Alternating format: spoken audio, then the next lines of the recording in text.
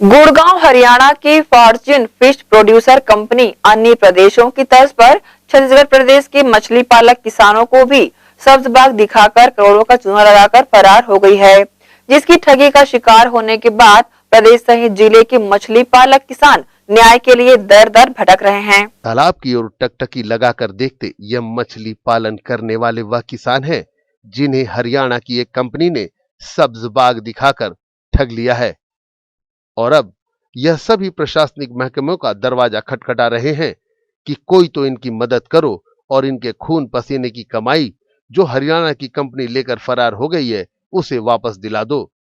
सभी प्रशासनिक महकमे का दरवाजा खटखटाने के बाद अब ये पहुंचे हैं अंतरराष्ट्रीय ह्यूमन राइट ऑर्गेनाइजेशन के पास, जहां इस ऑर्गेनाइजेशन ने इनकी बातों को अपने तरीके से आला अधिकारियों एवं प्रशासनिक मंत्रियों तक पहुंचाया है। आप भी सुनिए ये किसान क्या कहते हैं।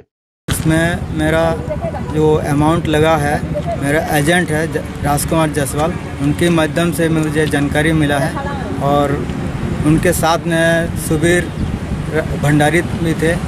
उन लोग आके मेरे घर में मुझे बताया गया है और मुझे तालाब भी दिखाया गया है। तालाब देख के मुझे भरोसा हुआ है कि हाँ, मछली पालन करते हैं और उसमें जो मुनाफा होता है तो हमको हर महीना 75,000 रुपये देगा और ऐसे भरोसा दिला के हमको मतलब पैसा लगाया गया है। कंपनी में 5 लाख रुपये लगाया हूँ आरटीएस के माध्यम से। आरटीएस के माध्यम से लगाने के बाद में तो पैसा चला गया कंपनी में। हर महीना बोले थे 75,000 रुपये करके आएगा, लेकिन 3 महीना तक देखते रहा, पैसा नहीं आया। उसके बाद में मैं 3 महीना के अंत में चेक भी दिया था कंपनी वाले 5.5 लाख रुपये। तो चेक को बैंक में लगाया। बैंक में लगाने के बाद मुझे चेक बाउंस का नोटिस मिला। उसको मैं कोर्ट के माध्यम से लगाया हूँ, तो अभी तक कुछ से कार्रवाई नहीं हुआ। मुझे न्याय दिया जाए और मेरा पैसा वापस किया जाए। और मुझे इस कंपनी के बारे में बताया गया कि ये भारत सरकार, मोदी सरकार का नील क्रांति नाम का एक योजना है, क्योंकि मोदी सरकार कहते हैं कि 2022 तक किसानों का आय डबल करना है। उसी का एक माध्यम है। ऐसी ही योजना के तहत किसानों का आय बढ़ाने के लिए हम लोगों को भेजा गया है। ऐसे करके विश्वास दिलाया। और मैं एक छोटा किसान हूँ। मैं अपने 2 जवान बेटी है, उसकी शादी करने के लिए जो मैं पैसा रखा था, शादी करूँगा ऐसे करके, और मुझे बताया गया कि योजना 15 महीने का है और 15 महीने में आपका पैसा डबल हो जाएगा। तो मैंने सोचा कि चलो 15 महीने का सवाल है, पैसा डबल हो जाएगा, फिर ठसन से अपने बच्चियों का शादी कर लूँगा। ऐसे करके मैंने इस पैसे को इस कंपनी में लगाया है। और 15 महीने तो क्या, यहाँ तो बहुत सारे से समय 6 महीने हो गए आएंगे करके पैसे बोलते हैं, लेकिन अभी तक आया नहीं पैसा। और इसकी शिकायत हमने बहुत से अधिकारियों के पास किया है, गृह मंत्री के पास, कृषि मंत्री के पास, कलेक्टर के पास, लेकिन किसी ने अभी तक इसका कोई जवाब नहीं दिया, कोई आश्वासन नहीं मिला, हमें न्याय नहीं मिला। मेरे खेत में लोगों ने आया, इन लोगों ने देखने के लिए, घूमने के लिए, तो बोला ये एक स्कीम है हमारे पास, इसमें मछली पालन कर सकते हो आप, मछली पालन से आपको अच्छा फ़ायदा मिलेगा। इस टाइप का ये गवर्नमेंट का भी योजना है। गवर्नमेंट भी ऐसी चाहती है कि किसानों को ये सब ये दे करके लाभ पहुंचा करके आय दुगना किया जाए। इस टाइप का हमको आश्वासन दिया। तो हमने पूछा भाई क्या करना पड़ेगा इसके लिए, तो उसने बोला कि 5.5 लाख रुपए आपको डिपॉजिट करना पड़ेगा सिक्योरिटी के सुरक्षा की दृष्टि से। आपके ज़मीन में तालाब खोदेंगे यहीं पे और यहीं पे मछली डालेंगे। इसमें कोई किसी प्रकार के कोई ये नहीं होगा, लापरवाही या कोई ये नहीं होगा। तो हमने सोचा भाई सही बात है, हमारे तालाब में, हमारी ज़मीन में तालाब खोद करके मछली डालेंगे, उसके लिए चारा देंगे। तो हमको विश्वास में ले लिया। तो हमको भी लगा कि नहीं ये तो सही बात है, यहीं रहेगा। तो ये आपको कई अच्छा तालाब दिखाया गया था? अब ये तो 2 तालाब दिखाया हम लोगों को, गुंडरदेही के पास में गुलाब चंद्राकर और ये क्या नाम है इसका, देवेश चंद्राकर के तालाब में जाकर के हमको मॉडल के रूप में दिखाया गया कि ऐसे ऐसे हो रहा है। इनका बैंक स्टेटमेंट देख लीजिए, इनका पैसा आ रहा है, सब कुछ आ रहा है। तो हम लोग जैसे तैसे करके जोड़ तोड़ करके आरटीजीएस के माध्यम से पैसा इनके पास दे दिया। भंडारी जी हैं, गुलाब चंद्राकर हैं और ये विजय साहपुरी वगैरह, ये सब बड़े बड़े आदमी लोग आ करके मतलब बोले हम लोग भी लगाए हैं, अच्छा है कंपनी। इस टाइप का हम लोगों को लालच दे दिया। और हम लोग अपना लालच तो नहीं बोला जाएगा भाई, अपने जीवन यापन करना है कैसे भी करके। किसी कृषि ज़मीन है तो उसमें हमारे ज़मीन में 9 तालाब खोद दिए लोगों ने। हमारे दोस्त थे, उन लोगों ने बोला हम भी पैसा लगाते हैं आपके ज़मीन में, आप तालाब दे दीजिए हमको। ठीक है, ले लीजिए। तो अब हमारा ना, तो हम तो ऐसी स्थिति में रह गए ना, उसमें ना धान बो सकते हैं ना उसमें मछली पालन कर सकते हैं, क्योंकि उल्टा सीधा खोद दिया है ना अच्छा से तालाब बनाया है, पूरा ज़मीन को बर्बाद कर दिया। अब इसकी जानकारी हम लोगों ने शासन प्रशासन से गुहार लगाया, इसके माध्यम से आवेदन दिया कि यहाँ पे एसपी के माध्यम से एसपी डीएसपी को आईजी को दिया। उसके बाद कृषि मंत्री वहाँ पर गए, वहाँ पे गुहार लगाया।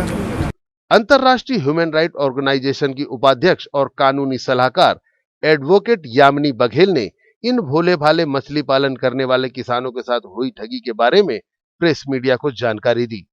ये जो किसान हैं ये काफ़ी महीनों से भटक रहे थे, विभिन्न अलग अलग विभागों में जाके अपने समस्याएं इन्होंने रखी, अधिकारियों से संपर्क किया, लेकिन इनको कहीं से भी कोई भी राहत नहीं मिल पा रही थी। इनको हमारा कहीं से पता चला, हमसे इन्होंने संपर्क किया तो अंतर्राष्ट्रीय मानवाधिकार संगठन की छत्तीसगढ़ इकाई ने निर्णय लिया कि इनको राहत दिलाना है, ये हमारा फर्ज है, हम मानव अधिकार के लिए काम करते हैं और इनका अधिकार यहाँ प्रभावित हो रहा है, ये सफर है। किसान हमारी देश की मूल होते हैं, जड़ है, इनके बिना आप देश में प्रगति की कल्पना नहीं कर सकते। आप 2 वक्त की रोटी भी खाते हो तो वो इनके वजह से खाते हो। आज हमारे किसान भाई सफर कर रहे हैं और प्रशासन सोया हुआ है, कानून व्यवस्था सोई हुई है, ये सबसे बड़ा इनके अधिकारों का हनन है। इसलिए मानवाधिकार संगठन इनके साथ खड़ी है और अंत तक जब तक इनको न्याय नहीं मिल जाता तब तक इनके साथ रहेगी।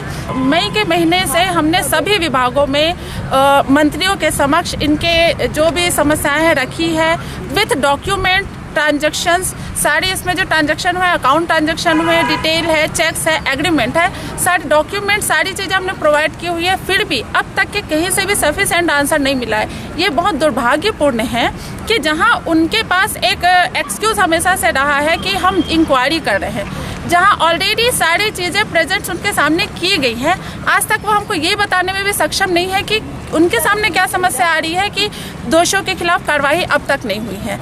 हमने इन किसानों के साथ हुई ठगी के मामले में प्रशासन से भी सवाल जवाब किए। देखिए जिले के कलेक्टर और छत्तीसगढ़ शासन के गृह मंत्री ताम्रध्वज साहू क्या कहते हैं। इस संबंध में अभी जानकारी आपके माध्यम से प्राप्त हुई है, अभी इसका परीक्षण कराएंगे। इसके पहले भी ऐसा एक प्रकरण आया था जिसमें बीज फेल हुआ था, तो संबंधित सभी किसानों को उनका मुआवजा मिल गया था। अभी ये प्रकरण नया है, इसमें जो कार्रवाई जो एग्रीमेंट का अनुरूप है उसके अनुरूप कार्रवाई। पहली बात तो यह है कि शिक्षा का इतना प्रचार प्रसार हो गया है योजनाओं का, और गांव-गांव जनप्रतिनिधि घूम रहे हैं। मैं समझता हूं हर क्षेत्र में उनके विधायक भी घूमते हैं, मिलते हैं। जनपद, जिला, मंडी, मार्केटिंग, नगर निगम, सारे जनप्रतिनिधि। कोई भी व्यक्ति बाहर के आदमी के झांसे में क्यों आते हैं ये नहीं समझता। अगर उनको अच्छा लगता है तो भी अपने अधिकारी या जनप्रतिनिधि से चर्चा करके पूछ लेना चाहिए। यहाँ FIR करें, कोशिश करेंगे, कार्यवाही होगी। वहीं प्रदेश में विपक्ष की भूमिका निभा रहे भारतीय जनता पार्टी के दुर्ग जिला मीडिया प्रभारी KS चौहान ने भी इस मामले को लेकर अपनी प्रतिक्रिया दी है।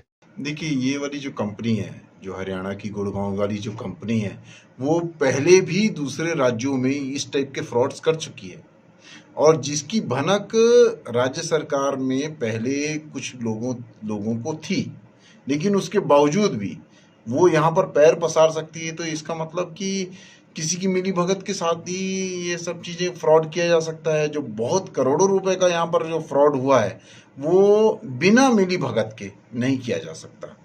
आप एक किसी भी चीज़ का एक फ्रॉड कर लेंगे, लेकिन दूसरे तीसरे चौथे में आप फ्रॉड में बच नहीं सकते, उसमें आप लपटा जाएंगे। लेकिन उसमें मिली भगत अगर होगी तो आप लंबा फ्रॉड कर सकते हैं।